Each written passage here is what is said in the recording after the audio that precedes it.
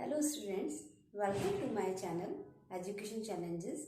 आज जो हम बात करने वाले हैं वो हम बात करेंगे कि जो गाइडेंस हम देते हैं वो किस किस एरिया में देते हैं, क्या क्षेत्र है, हमारे निर्देशन के क्षेत्र क्या हैं। तो निर्देशन का क्षेत्र को समझने के लिए आप सबसे पहले ये समझिए कि निर्देशन की नीड हमारे जीवन के हर एक एरिया में पड़ती है। यानी कि जो एजुकेशन का एरिया हुआ वो मानव का पूरा जीवन है। मतलब कि मानव के प्रत्येक जीवन के हर हिस्से में, हर बात में, हर एरिया में हमें गाइडेंस की नीड है। ऐसा कोई भी एरिया नहीं है हमारी लाइफ का जहां हमें गाइडेंस की नीड ना हो। हर एरिया में, चाहे वो छोटा एरिया हो, बड़ा एरिया हो, पर्सनल हो, एजुकेशनल हो, सोशल हो और ये वोकेशनल हो, हर एरिया में हमें गाइडेंस की नीड होती है। तो इस तरीके से सबसे पहले हम बात करते हैं शिक्षा के एरिया में गाइडेंस की। तो बात करते हैं हम एजुकेशन के एरिया में गाइडेंस की। देखिए, एजुकेशन के एरिया में गाइडेंस लेने से कई तरीके के फायदे हैं और बहुत सारी बातों में हमें सपोर्ट मिलती है। पहली सपोर्ट ये होती है कि एक तो जो हमारा पाठ्यक्रम संबंधी जितनी भी बातें होती हैं, हमारा सिलेबस संबंधी जितनी भी बातें होती हैं, वो गाइडेंस के थ्रू बहुत हद तक इम्प्रूव होती हैं। अगर कमी है तो सॉल्यूशन निकलते हैं और नहीं है कमी तो कुछ और हम इनोवेट करते हैं, हम कुछ और बातें करते हैं उसमें, ताकि हमारा पाठ्यक्रम 100% ऐसा हो जो हमारे स्टूडेंट के लिए बहुत ज़्यादा बेनिफिशियल हो। दूसरी बात हमारी आती है आपके पाठ्यक्रम के बाद में, वो आती है कि जो हमारी शैक्षिक उपलब्धियां होती हैं, जो हमारे एजुकेशन अचीवमेंट्स होते हैं, उनमें बहुत सपोर्ट मिलती है कि कैसे बच्चा ग्रो कर रहा है, कैसे बच्चे का डेवलपमेंट हो रहा है, क्या उसका स्कूल में और अपनी क्लास में क्या उसकी अचीवमेंट्स निकल के आ रही हैं। तो इन सब का मेजरमेंट बहुत इजी ढंग से हो जाता है अगर हम एक गाइडेंस की सपोर्ट लेते हैं। थर्ड जो है वो सबसे बड़ा एरिया जो आता है, जो हमारा को करिकुलर एक्टिविटीज होती हैं, जो हमारे स्कूल की जो गतिविधियां होती हैं, उनमें गाइडेंस के थ्रू बहुत सपोर्ट मिलती है। देखो, पूरे स्कूल का एनवायरनमेंट अच्छे ढंग से चलना और बहुत ही ज़्यादा ग्रो करना और हर चीज़ में बच्चे का स्कूल के संग एडजस्टमेंट होना बहुत ज़रूरी है। बच्चा स्कूल में और उसकी एक्टिविटीज़ में, अपनी पढ़ाई में, अपने सिलेबस में तब बहुत अच्छे ढंग से काम करेगा जब उसका स्कूल से उसके जो आपके जो टीचर्स हैं, स्टाफ है, जो उसके फ्रेंड्स हैं, जो उसका एरिया है, जो स्कूल इन्वायरमेंट है या कॉलेज इन्वायरमेंट है, वो उसके संग में बहुत अच्छे से एडजस्ट करे। अगर बच्चा एडजस्ट अच्छे से करेगा, अगर बच्चा अच्छे से एडजस्ट करेगा तो उसका अच्छा डेवलपमेंट होगा एजुकेशनली।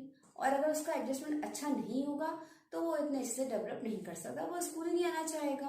भाई मज़ा नहीं आ रहा है स्कूल में तो हम क्यों जाएंगे, या हम कॉलेज में हमारा जो लेक्चर है या हमारी एक्टिविटीज़ हैं या हमारा जो भी हम करते हैं स्पेंड अपना टाइम, अगर वो इंटरेस्टिंग नहीं है, हमारी मैम इंटरेस्टिंग नहीं है या हमारा जो है स्टाफ इंटरेस्टिंग नहीं है या हमको अगर एडजस्ट नहीं कर पा रहे हैं, तो बच्चा नहीं आएगा अपने कॉलेज में, अच्छे से अपना पार्टिसिपेशन नहीं दे पाएगा।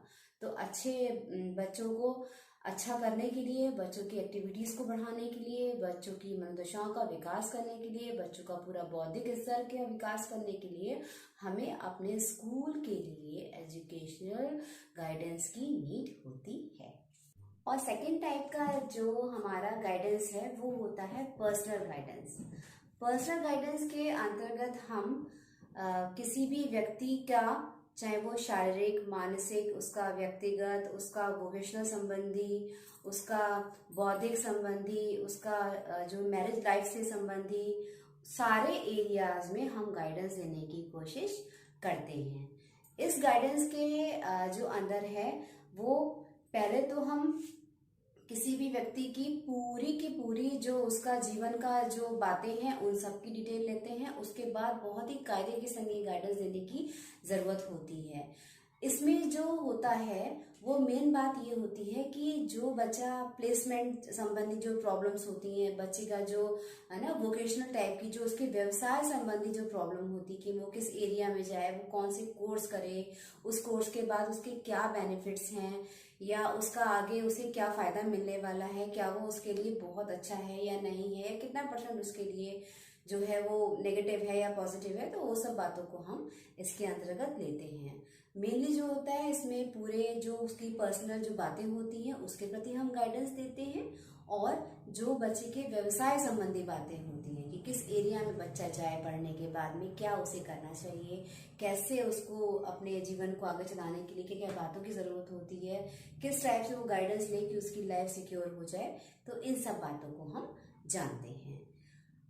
इसके बाद में हम बात करते हैं कि एजुकेशन के जो गाइडेंस, एजुकेशन गाइडेंस के बाद में जितने भी गाइडेंस होते हैं, चाहे वो एजुकेशनल हो या वो क्या कहते हैं वोकेशनल हो या वो पर्सनल हो, जो भी गाइडेंस हो, तो उस गाइडेंस में किस किस टाइप के मतलब किन किन टाइप के गाइडेंस होते हैं जो हमें सपोर्ट करते हैं। तो देखो, जो प्लेसमेंट गाइडेंस होता है वो सपोर्ट करता है। मेजरमेंट और जो इवेल्यूशन से आप करते हो बहुत अच्छा सा, आपने बच्चे की अचीवमेंट्स को मेजर किया है ना, एवेल्यूट किया, उससे भी आप बहुत अच्छा अपना रिजल्ट दे सकते हो।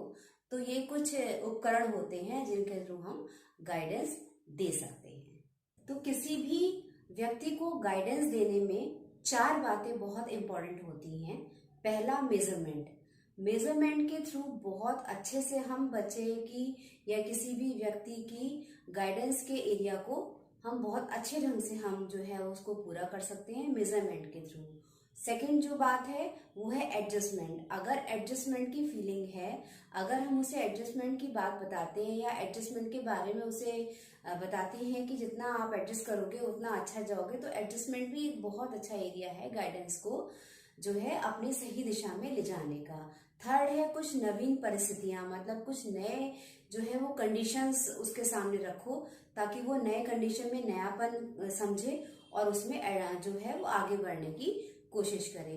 फोर्थ होता है आपका कुछ विकास हेतु कुछ नए स्टेप्स लेना, मतलब डेवलपमेंट के लिए कुछ नए बातों को इनोवेट करना है ना। कुछ नया इनोवेट करेंगे तो नेचुरल सी बात है अच्छा रिजल्ट आएगा, बट बात ये ध्यान रखनी है कि वो इनोवेशन जो है वो इनोवेशन बच्चे या बालक के हित में रहे। तो इस तरीके से आज हमने गाइडेंस के टाइप्स और गाइडेंस में किन चीज़ों की ज़रूरत होती है उन सबको जानने की कोशिश करी है। अपनी अगली वीडियो में मैं गाइडेंस के कुछ और नई बातों को लेकर आपके सामने आऊंगी। आप मेरे वीडियोस को ऐसे ही देखते रहिए, कमेंट, लाइक, शेयर करिए, सब्सक्राइब करिए। तब तक के लिए